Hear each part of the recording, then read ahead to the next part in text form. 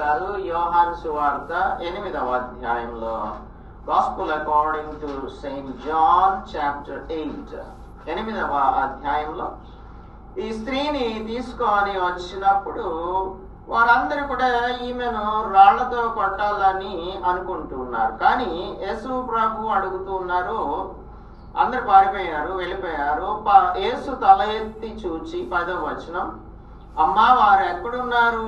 ఎవరునూ నీకు శిక్ష విధింపలేదా అని అడిగినప్పుడు ఆమె లేదు ప్రభువా అని చెప్పింది.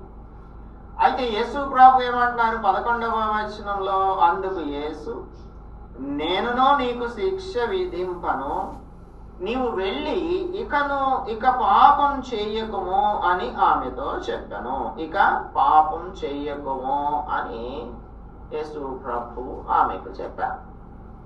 అంటే నీ గత జీవితాన్ని విడిచిపెట్టేసి నీవు నూతనంగా బ్రతుకుమని చెప్పారు. దేవుడు క్షమించిన తర్వాత మనం నూతన జీవాన్ని పొందుతాము. So we are made a new creation in the Lord, in Lord Jesus Christ. So when we are made new creation in Christ Jesus, we have to live a new life. నూతన జీవితాన్ని మనం జీవించాలి. నిన్న దినమందు జకీయస్ విషయంలో కూడా మనం అదే మాట్లాడుకున్నాము. యేసు ప్రభు ఎప్పుడైతే జక్కయ్య ఇంటికి వెళ్ళారో వెంటనే అక్కడ రెస్టిట్యూషన్ ని పాటిస్తూ ఉన్నాడు. లూకా సువార్త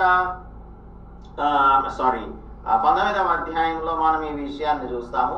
అయితే ఈయన చేస్తున్నది ఏంటంటే వెంటనే చూడండి 19వ వచనం 19:8 అధ్యాయం 19వ అధ్యాయం 8వ జక్కయ్య నిలువబడి, ఇదిగో ప్రభువా, నా ఆస్తిలో సగం బీదలకు ఇచ్చుచున్నాను. నేనెవని యొద్దనైనను అన్యాయంగా దేనినైనను తీసుకొనిన ఎడల అతనికి 4 అంతలు మరలా చెల్లింతును అని ప్రభువుతో చెప్పాడు.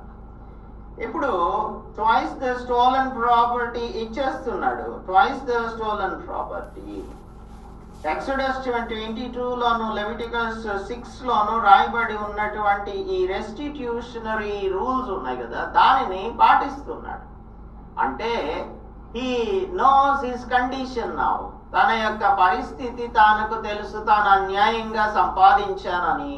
తర్వాత అతని దగ్గర ఉన్న ఆస్తి అంతట్లో కూడా సగం ఇచ్చేస్తున్నాడు. ఎవరి దగ్గరైనా అన్యాయంగా తీసుకుంటే దానికి 4 అంతలు చెల్లించేస్తున్నాడు. అంటే ₹1 తీసుకుంటే 4 రూపాయలు ఇచ్చేస్తున్నాడు. ఇప్పుడు తన గురించి తన